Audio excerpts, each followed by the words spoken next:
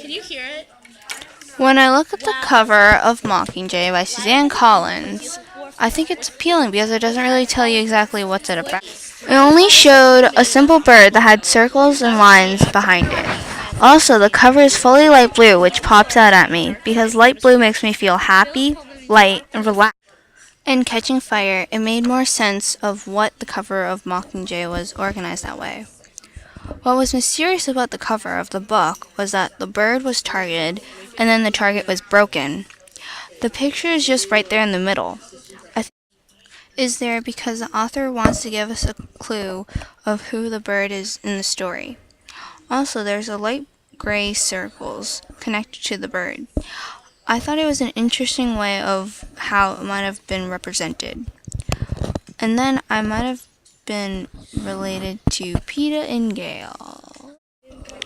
And then I thought it might have been related to Peter and Gail. That there were two separate ways, or maybe it was just a background. The inner voice conversation that I had when I read The Hunger Games and Catching Fire, which was the first and second book, I noticed that there were two different kinds of birds on the cover, of black and red. Since the two books talked about a bird called Mockingjay, a combination of a jabberjay and a mockingbird, I think the bird of a mockingjay is a combination between the Hunger Games and the Catching Fire. I also think that the broken target was also represented as the capital and the mockingjay is Katniss. It's because the district people thought that she wanted to lead a protest against the capital. The target is broken because the rebellion has just started, and the capital can't control Katniss and the people anymore. This was my inner voice conversation.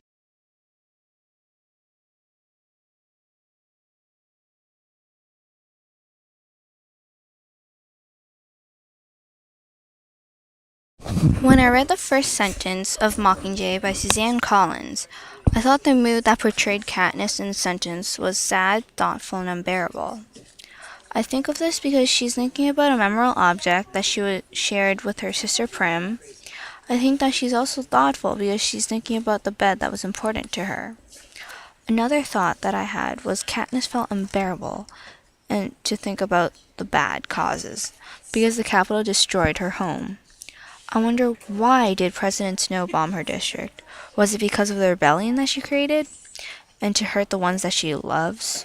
Also, I think that Katniss will do her best to rebel against and overcome the capital, because they took a lot of people's lives and valuable belongings away from her.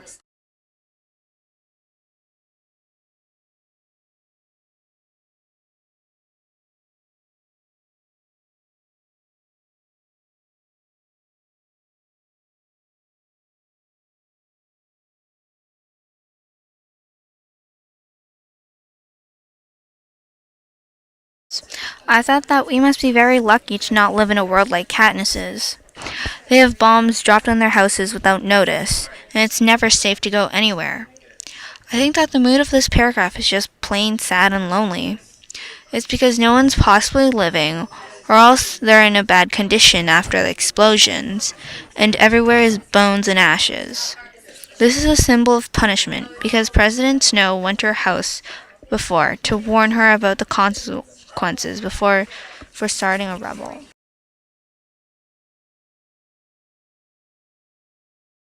After I read the first chapter of Mockingjay by Suzanne Collins, I had a couple questions of why something happened.